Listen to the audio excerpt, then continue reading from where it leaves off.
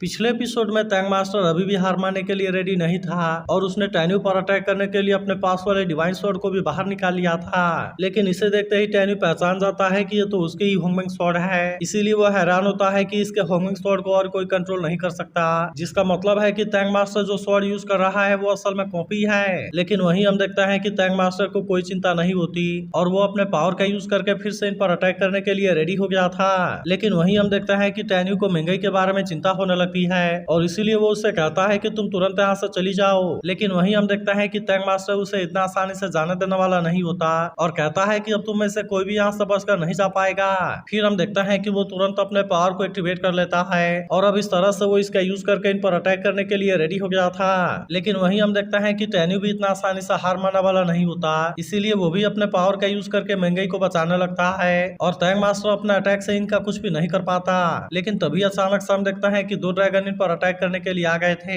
इसीलिए टैन्यू तुरंत अपने पावर का यूज करके महंगाई को यहाँ से भेज देता है और अब इस तरह से हम देखते हैं कि वो अकेले इनका सामना करने के लिए रेडी हो गया था। मगर वहीं हम देखते हैं कि टैंक मास्टर को अभी भी इसके बारे में कोई चिंता नहीं होती और फिर वो टैन्यू से कहता है कि अब तुम मरने के लिए रेडी हो जाओ। लेकिन वहीं हम देखते हैं कि टैन्यू को अभी भी इसके बारे में कोई चिंता नहीं होती और इसीलिए वो फिर से अपने पावर का यूज करके इसका सामना करने लगता है। लेकिन इसके बाद भी हम देखते हैं कि टैंक मास्टर इसका सामना हार मानने के लिए रेडी नहीं होता, इसीलिए टैन्यू भी अपने फ्लाइंग स्वॉर्ड का यूज करने के लिए रेडी हो गया था और फिर हम देखते हैं कि वो इसका यूज करके इस पर अटैक करने के लिए रेडी हो जाता है। जिसके बाद हम देखते हैं कि टैंक मास्टर भी फिर से इस पर अटैक करने के लिए कोशिश करता है, लेकिन टैन्यू ने इस बार भी इसका अटैक को बहुत ही आसानी से रोक लिया था और इसीलिए टैंक मास्टर इस बार भी इसका कुछ नहीं कर पाता। तब इस पर टैंक मास्टर उससे कहता है कि तुम अभी भी मुझे रेजिस्ट करने के लिए कोशिश कर रहे हो, लेकिन असल में तुम अपने इन फ्लाइंग स्वॉर्ड से मेरा कुछ भी नहीं कर सकते। लेकिन वहीं हम देखते हैं कि टैन्यू को अभी भी इसके बारे में कोई डर नहीं होता और इसीलिए वो अपने फ्लाइंग स्वॉर्ड का यूज करके इस पर अटैक करना शुरू कर देता है। जिसके बाद हम देखते हैं कि टैंक मास्टर भी अपने पावर का यूज करके इसका सामना करने के लिए रेडी हो गया था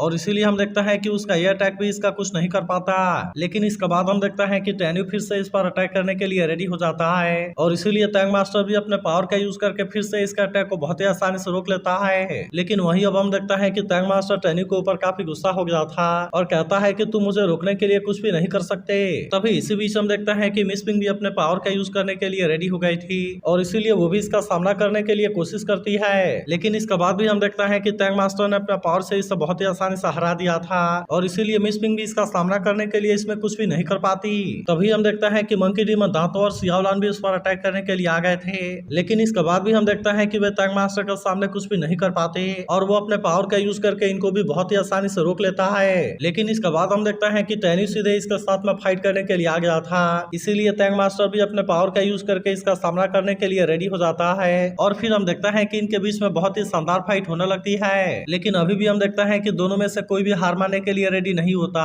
और इसीलिए वे अभी भी एक दूसरे के ऊपर भारी पड़ रहे थे। लेकिन तभी हम देखते हैं कि टैन्यू ने अपने पास वाले टावर का यूज करके इस पर अटैक कर दिया था, जिसे देख टैंक मास्टर भी इसे रोकने के लिए कोशिश करता है, लेकिन फिर भी हम देखते हैं कि वो इसका सामने कुछ नहीं कर पाता और इसीलिए टैन्यू ने इसे इसमें इंजर्ड कर दिया था। इसके बाद हम देखते हैं कि टैन्यू टावर को इसके ऊपर से हटा देता है, जिसके बाद टैंक मास्टर कहने लगता है कि तुम मुझे इतना आसानी से नहीं मार सकते, क्योंकि अगर मैंने तुम्हें सच्चाई के बारे में बता दिया तो तुम भी इसके ऊपर यकीन नहीं करोगे। लेकिन वहीं हम देखते हैं कि महंगाई इसकी कोई भी बात सुनने के लिए रेडी नहीं होती और वो इस पर अटैक करते हुए कहती है कि तुमने मुफेंग डायनेस्टी को बर्बाद कर दिया और तुम्हारे वजह से इंपीरियल सिटी के लाखों लोग मारे गए। लेकिन वहीं हम देखते हैं कि ऐसी बात सुनकर टैंक मास्टर हंसने लगता है और फिर कहता है कि इसके पीछे असल में मुफेंग डायनेस्टी के होली लॉर्ड का ही हाथ है, क्योंकि उसी ने इस सभी को मारने के लिए मुझे मजबूर किया था और उसी की वजह से मैंने अपने वाइफ और डॉटर को खो दिया। लेकिन वहीं हम देखते हैं कि महंगाई इसकी कोई भी बात सुनने के लिए रेडी नहीं होती और कहती है कि तुम मेरे फादर की इंसल्ट करना बंद करो। लेकिन इसके बाद हम देखते हैं कि वो अपने मदर के बारे में इससे जानना चाहती है और इसीलिए वो इससे पूछने लगती है कि मेरी मदर कहाँ पर है और वो जिंदा है या मर गई।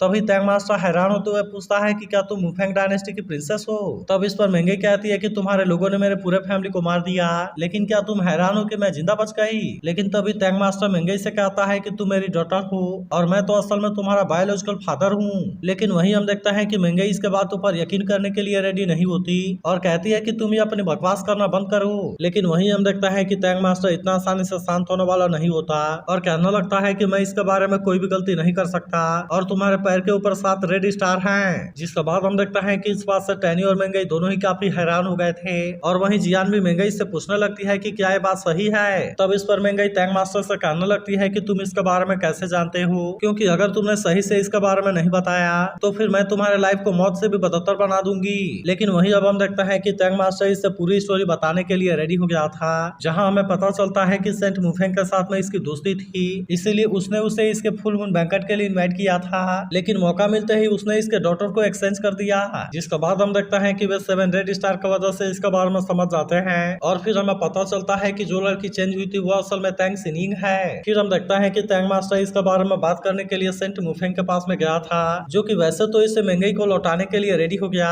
लेकिन इसके लिए उसने एक कंडीशन रख दी। फिर वो कहने लगता है कि मैं तुम्हारे डॉटर को तुम्हें वापस दे सकता हूँ, लेकिन इसके लिए तुम्हें वो मैजिक स्वॉर्ड मुझे देना होगा जिसे तुम्हारे एंसेस्टर इटर्नल लैंड से लेकर आए थे। तब इस पर टैंग मास्टर कहता है कि डीमन क्लैन ने तो इसे पहले से ही छीन लिया है, लेकिन फिर भी हम देखते हैं कि सेंट मुफेंग को इस बात से कोई मतलब नहीं होता और फिर वो कहता है कि इसके लिए मैं तुम्हें 10 साल का टाइम देता हूँ, लेकिन इसके बाद भी अगर तुम डिवाइन स्वॉर्ड को लेकर मेरे पास में नहीं आए तो फिर उसके बाद तुम अपने डॉटर को कभी भी नहीं देख पाओगे। जिसके बाद हमें पता चलता है कि महंगे के ग्रैंडफादर और ग्रेट ग्रैंडफादर ने बहुत सारे पावरफुल लोगों को इकट्ठा किया और फिर इस तरह से वो डिवाइन स्वॉर्ड को लेने के लिए डीमन क्लैन में चले गए, लेकिन वे लोग असल में इसमें बुरी तरह से फेल हो गए थे, इसीलिए सेंट मुफेंग ने महंगाई को इनको वापस नहीं किया, जिसका बारे में सोच कर महंगाई के मदर की कंडीशन भी खराब हो गई और इसी वजह से वो 8 सालों तक बेड में पड़ी रही। फिर हमें पता चलता है कि वो मरने से पहले महंगाई को देखना चाहती थी, लेकिन असल में सेंट मुफेंग ने इसके लिए पूरी तरह से मना कर दिया, जिसके बाद हम देखते हैं कि इस बात से महंगाई की मदर और ज्यादा परेशान हो गई और फिर कहने लगी कि मैं सेंट मुफेंग को अपने डॉटर का फादर बनते हुए नहीं देखना चाहती, इसीलिए तुम्हें किसी भी तरह से अपने डॉटर को वहां से बचाना होगा, नहीं तो फिर मैं रिग्रेट के साथ में ही मर जाऊंगी। जिसके बाद हम देखते हैं कि उसका मरने की वजह से टैंग मास्टर और ज्यादा गुस्सा हो गया और इसीलिए उसने बदला लेने के लिए रात में मुफेंग डायनेस्टी के इंपीरियल सिटी पर अटैक कर दिया। फिर हमें पता चलता है कि वैसे तो इसने रॉयल फैमिली के सारे लोगों को मार दिया था, लेकिन इसके बाद भी वो महंगाई को वहां से बचाने में फेल हो गया। अब इसीलिए वो कहने लगता है कि तुम तो अभी भी जिंदा हो और मैंने इसके बारे में कभी भी नहीं सोचा था, लेकिन वहीं हम देखते हैं कि महंगाई अभी भी इसके ऊपर यकीन करने के लिए रेडी नहीं होती और कहती है कि तुम ऐसी कहानियां बनाने की कोशिश ना करो। तब इस पर टैंग मास्टर कहता है कि अगर तुम्हें इसके ऊपर यकीन नहीं है तो कोई बात नहीं, क्योंकि मेरे पास में इस बात को प्रूव करने के लिए और भी कई सारे तरीके हैं। और फिर हम देखता है कि वो इसे इसके मदर की पेंटिंग दिखाने के लिए कहता है, जो कि मरने से पहले इसके लिए छोड़ गई थी, लेकिन तभी अचानक से हम देखता है कि टैंग मास्टर बेहोश हो जाता है और इसीलिए महंगाई को इसके बारे में चिंता होने लगती है। लेकिन तभी टैन्यू उसे रुकते हुए कहता है कि तुम्हें इसके बारे में चिंता करने की जरूरत नहीं है, क्योंकि मैं उसे नहीं मरने दूंगा।